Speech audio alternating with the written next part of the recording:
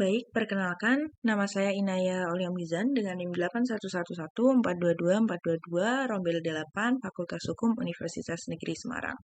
Di sini saya akan memaparkan mengenai materi hukum ketenagakerjaan. Nah, yang pertama, hukum ketenagakerjaan adalah hukum yang mengatur hubungan hukum antara pekerja dan pemberi kerja termasuk hak dan kewajiban yang timbul dari hubungan tersebut.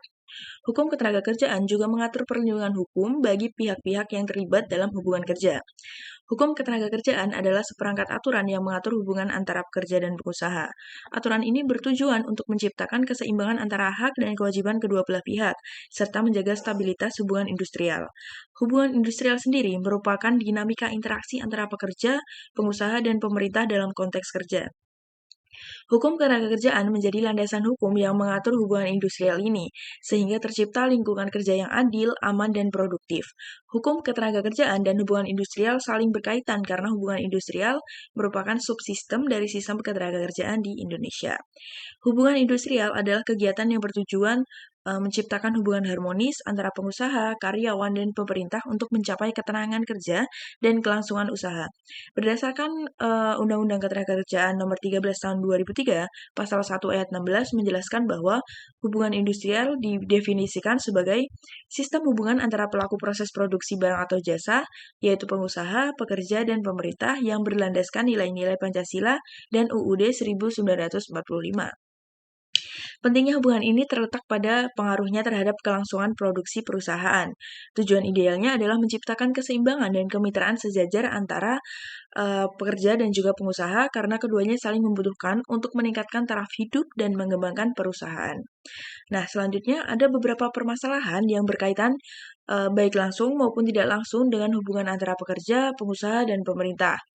Jadi di dalamnya itu termasuk syarat-syarat kerja, pengupahan, jam kerja, jaminan sosial, kesehatan dan keselamatan kerja, organisasi ketenagakerjaan, iklim kerja, cara penyelesaian keluh kesah dan perselisihan, dan yang terakhir adalah cara memecahkan persoalan yang timbul secara baik dan sebagainya. Lalu, ruang lingkup peraturan atau perundang-undangan ketenagakerjaan itu ada dua, yaitu hukum material, yaitu Undang-Undang Ketenagakerjaan Nomor 13 Tahun 2003, peraturan pemerintah atau peraturan pelaksanaan yang berlaku, perjanjian kerjasama atau PKP, peraturan perusahaan atau PP, dan perjanjian kerja. Lalu yang kedua ada hukum formal, yaitu yang pertama Undang-Undang Penyelesaian Perselisihan Hubungan Industrial, Perpu Nomor 1 Tahun 2005, yang diberlakukan mulai 14 Januari 2006. Lalu dalam perjalanan hubungan industrial, benturan antara pengusaha dan pekerja sering terjadi akibat perbedaan pandangan terkait peraturan, perjanjian kerja, atau tuntutan tertentu. Untuk mencegah perselisihan, perlu dibentuk mekanisme penyelesaian keluh kesah yang transparan sebagai bagian dari perjanjian kerja, peraturan perusahaan, atau perjanjian kerjasama. Maaf. Fungsi supervisi manajer menjadi kunci keberhasilan mekanisme ini. Jika perselisihan tidak terselesaikan melalui mekanisme internal, penyelesaian dapat dilanjutkan sesuai peraturan perundang-undangan. Perselisihan hubungan industrial meliputi konflik terkait hak-hak kepentingan, pemutusan hubungan kerja, atau perbedaan antara serikat pekerja dalam perusahaan. Nah, perselisihan hubungan industrial ini bisa timbul karena satu, tidak dilaksanakannya hak pekerja, dua, kesadaran pekerja akan perbaikan kesejahteraan, tiga, kurangnya komunikasi antara pekerja dan juga pengusaha.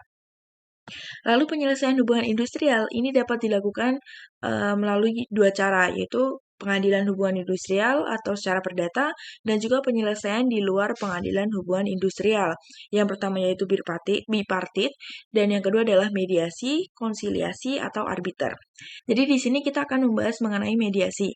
Nah, mediasi sendiri adalah penyelesaian perselisihan hak, perselisihan kepentingan, perselisihan pemutusan hubungan kerja, dan perselisihan antara serikat pekerja atau serikat buruh hanya dalam satu perusahaan melalui musyawarah yang ditengahi oleh seorang atau lebih mediator yang netral. Mediator di sini adalah pengganti institusi pemerintah yang bertanggung jawab di bidang ketenagakerjaan yang memenuhi syarat-syarat sebagai mediator yang diterapkan oleh menteri atau untuk bertugas melalui mediasi. Pada dasarnya, penyelesaian perselisihan hubungan industrial melalui mediasi adalah wajib dalam hal ketika instansi yang bertanggung jawab di bidang ketenagakerjaan menawarkan kepada para pihak yang berselisih tidak memilih lembaga konsiliasi atau arbitrase untuk menyelesaikan perselisihan yang dihadapi para pihak. Penyelesaian melalui mediasi tetap menggunakan mekanisme perundingan atau musyawarah untuk mufakat, dan mediator harus diselesaikannya dalam waktu selambat-lambatnya 30 hari kerja terhitung sejak yang bersangkutan ini menerima perlimpahan berkas perselisihan. Namun, meski demikian, efektivitas mediasi dalam menangani perselisihan ketenagakerjaan di Indonesia masih menjadi bahan diskusi. Beberapa penelitian menunjukkan bahwa tingkat keberhasilan mediasi masih relatif lebih rendah dibandingkan metode penyelesaian sengketa lainnya. Nah, di sini kita akan membahas peran mediasi dalam menyelesaikan perselisihan ketenagakerjaan di Indonesia serta tantangan yang dihadapi dalam pelaksanaannya. Regulasi memiliki peran penting dalam mengoptimalkan mediasi sebagai mekanisme penyelesaian perselisihan ketenagakerjaan. Undang-Undang Nomor 2 Tahun 2004 tentang PPHI menyediakan landasan hukum yang jelas untuk memastikan proses mediasi berjalan adil dan sesuai aturan. Regulasi juga mengatur kualifikasi mediator agar memiliki kompetensi profesional dalam menangani perselisihan. Selain itu, mediasi yang diatur oleh regulasi mendorong penyelesaian sengketa secara non-konfrontatif sehingga dapat mengurangi konflik dan biaya litigasi. Hasil mediasi yang dituangkan dalam perjanjian bersama memiliki kekuatan hukum, memberikan kepastian bagi pihak-pihak yang terlibat, dan juga regulasi mendorong pemerintah untuk meningkatkan kapasitas mediator dan infrastruktur pendukung. Namun tantangan seperti kurangnya mediator, kompeten, dan minimnya kesadaran pihak terkait masih perlu diatasi. Dengan penerapan regulasi yang konsisten, mediasi dapat menjadi solusi efektif untuk menciptakan hubungan industrial yang harmonis. Nah, proses mediasi lebih cepat, hemat biaya, dan juga mengedepankan pendekatan non-konfrontatif sehingga sering menghasilkan kesepakatan yang saling menguntungkan. Dalam banyak kasus, mediasi berhasil menyelesaikan sengketa di tahap awal tanpa perlu eskalasi ke pengadilan. Namun, keberhasilannya juga sangat bergantung pada kompetensi mediator dan juga kesediaan kedua belah pihak untuk berkompromi. Mediasi ketenagakerjaan di Indonesia terbukti efektif dalam menyelesaikan perselisihan hubungan industrial secara cepat dan efisien. Dengan pendekatan tersebut, mediasi membantu para pihak mencapai kesepakatan damai tanpa perlu eskalasi ke pengadilan. Hal ini secara signifikan mengurangi beban pengadilan hubungan industrial yang seringkali menghadapi banyak kasus. Proses mediasi yang lebih sederhana dan hemat biaya juga memberikan keuntungan bagi pekerja dan pengusaha, sekaligus mempercepat penyelesaian konflik yang berpotensi mengganggu hubungan kerja dan produktivitas.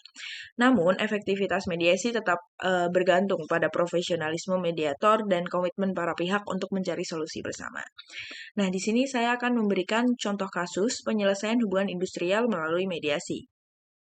Salah satu kasus mediasi hubungan industrial yang berhasil adalah perselisihan antara sebuah perusahaan manufaktur di Jawa Barat dengan serikat pekerjanya terkait pemutusan hubungan kerja atau PHK akibat efisiensi perusahaan. Pekerja menuntut kompensasi yang lebih besar dari yang ditawarkan perusahaan, sementara perusahaan mengklaim telah memberikan sesuai ketentuan. Dalam proses mediasi yang difasilitasi oleh mediator dari Dinas Ketenagakerjaan, kedua belah pihak berhasil mencapai kesepakatan. Perusahaan setuju memberikan tambahan pesangon, sementara pekerja sepakat mengakhiri perselisihan tanpa membawa kasus ke pengadilan. Hasil mediasi ini dituangkan dalam perjanjian bersama yang didaftarkan di Pengadilan Hubungan Industrial, memastikan kesepakatan tersebut memiliki kekuatan hukum. Kasus ini menunjukkan bagaimana mediasi mampu menyelesaikan konflik dengan cepat, adil, dan tanpa memperburuk hubungan kerja. Nah, yang terakhir adalah kesimpulan tentang mediasi dalam hukum ketenagakerjaan adalah mediasi merupakan mekanisme penyelesaian perselisihan yang efektif dalam hukum ketenagakerjaan di Indonesia. Dengan pendekatan non-konfrontatif, mediasi memfasilitasi dialog antara pekerja dan pengusaha untuk mencapai solusi yang saling menguntungkan. Proses ini lebih cepat, hemat biaya, dan membantu mengurangi beban pengadilan hubungan industrial. Keberhasilan mediasi sangat dipengaruhi oleh profesionalisme mediator, dukungan regulasi yang kuat, dan komitmen para pihak untuk bekerja sama. Sebagai alat penyelesaian sengketa, mediasi tidak hanya membantu penyelesaian konflik, tetapi juga menjaga hubungan industrial yang harmonis dan berkelanjutan. Cukup sekian dari saya. Mohon maaf apabila ada kekurangan dalam materi yang saya sampaikan. Terima kasih.